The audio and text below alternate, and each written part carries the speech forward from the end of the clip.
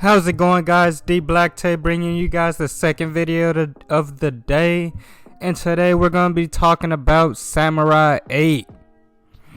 And one of the comments that I got was from my boy on the last video, from my boy Defar.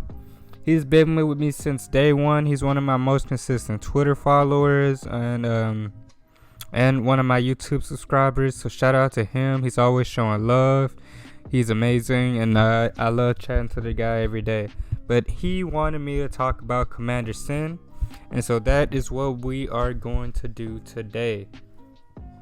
So with Commander Sin, we have to talk about the organization that he is in, and that is the Galactic Federation.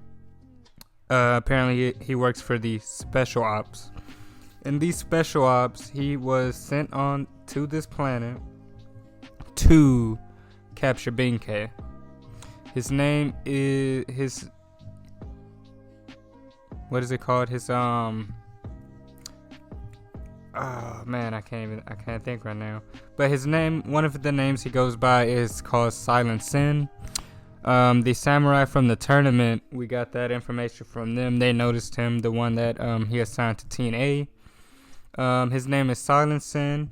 He has a princess. He's a part of the Galactic Federation. We also know another samurai that we also got. His name is Mugen. He was from a protector of the planet that Hachimaru was from. We got him in the earlier chapters. And he was a part of the Galactic Ball Federation when Otto was pulling up. So we're getting a little bit more members of the Galactic Ball Federation.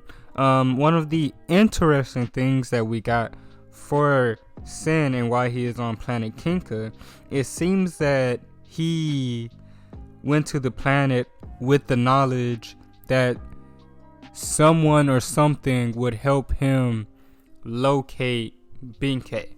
And we don't know how this is done. Maybe there is a future telling princess in the Galactic Force or something like that. But he knew that he had to look for a cat samurai and their student, and that they would lead him to Benkei, which eventually is what happened right now in the arc. So Silent Sin, right? Sin. From our interactions with him, he's very straightforward. He's very not humble. I don't want to say humble's not the word, but he stands tall. He seems like a very honorable man. He seems like he's a man of conviction and someone that is very staunch in the ways of being a samurai. Because when we are first introduced to him, he saves Anne from one of the contestants that told Hachimaru to drop out in the tournament. Right, so he saves her. He calls the other samurai basically a degenerate or a coward for being, for playing the sneaky games that he was playing. And he also explains to Hachimaru that, hey, if you're going to be fighting, if you're going to be a samurai, you have to understand that your princess is going to be a target. And as you get stronger and stronger, the more in danger, the more that your other princess's life will be placed in danger. So he taught him from that aspect of things about what it means to be a princess and how important it is for you to protect your princess because of the power that they garner, that they give to a samurai, right? So we don't really get his princess's name, but they have a pretty strong connection. I hope we get more of Sin going forward. But some of the more interesting panels that we've gotten, with one of the more notable things that we've gotten from Sin was when he first appeared, and he had a duel or a standard samurai class with Hachimaru, right?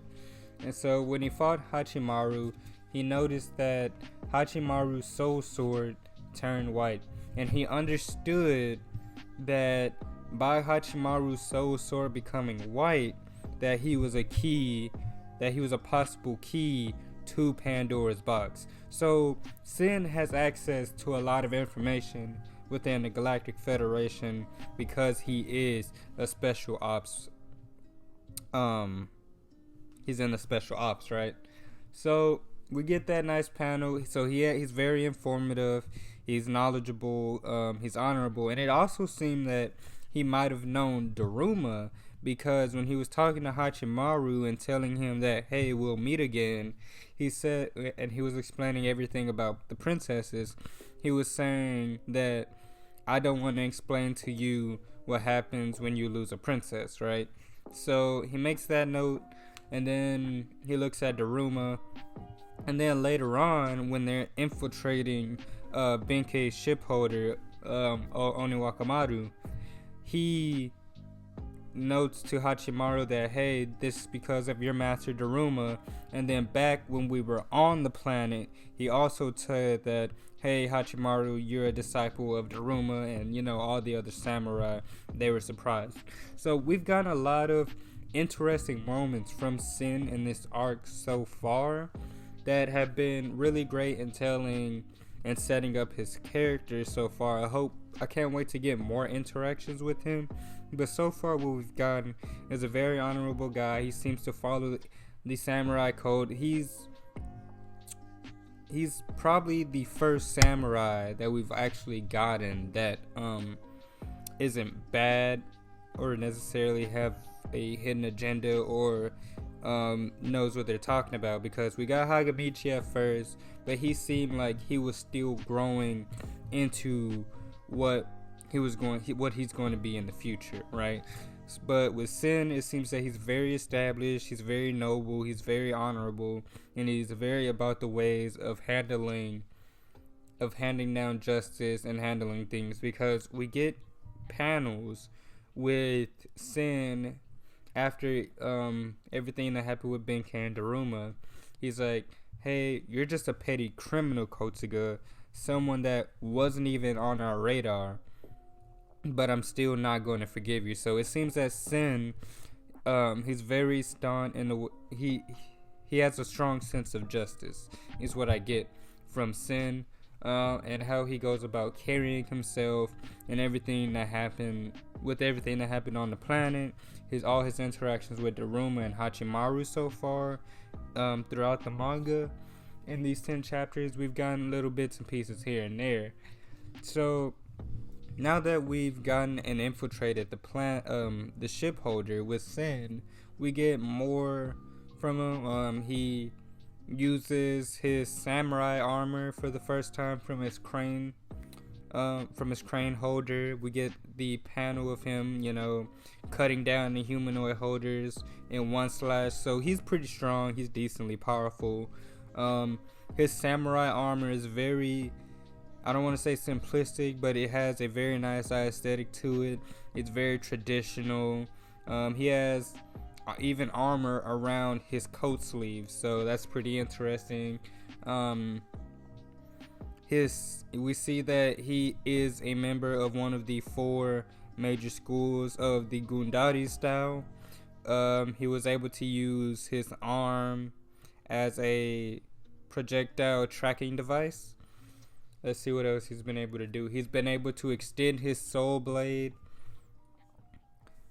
So far we've gotten from Sin that he's pretty strong, he's honorable, and he has a strong sense of justice. Another thing that we've gotten is that he's a great tactician. When we got Sin coming back to the group of Hachimaru and Kotsuga and all of them, after finding out about Sanda's past and whatnot, Kotsuga, his past, we got Commander Sin. He pulled up. He said that, hey, I've already looked into all you guys, so listen up. If you want to stop Benkei, this is going to be the plan, right? So before even going in to try to get Hachimaru's approval, he got all the information on every samurai in the area to make sure, they're not bad guys, they're not necessarily criminals. You can be a Ronin without being, a criminal, essentially. You just don't belong to a school. So he found out all the information about them. He put together a planned group, Team A and Team B of the samurai. Team A were the samurai from the festival, and they attacked one side of Benkei's ship holder, and then Team B consisted of Hachimaru, Sanda, and Kotsuga, Ryu, Sen, his princess, and the other guy that is with him. And not only did he keep up the plan, not only did he form the plan, he essentially, what he did was he hacked into the ship holder using the memories from the room and whatnot to upend the traps that Benkei had. So far from what we've gotten from Silent Sin, he's an all around really good character. He has a strong base. I hope we get more with Silent Sin. I'm actually a proponent that Hachimaru and the gang will follow Silent Sin after this is all over. I hope that happens so that we can get a better visual of the world, and that Hachimaru can get another teacher outside of Daruma to teach him about the ways of being a samurai and what comes with it and the role that they play in protecting the galaxy. Because remember, that is, to bring it back to Hachimaru, that is one of his purposes, to save the galaxy. So it'd be dope if we get a nice teaching from Sin showing Hachimaru like the truth of the galaxy and the state of it and everything that's going on within the galaxy. So let me know down below what you guys think of Commander Sin, Silent Sin, Swan Samurai, whatever you guys want to call him. Let me know what you guys think of him down below, because I think so far he's a really dope character, has a dope design. So far has shown that he's very intellectual and very observative and very understanding of what's going on around him.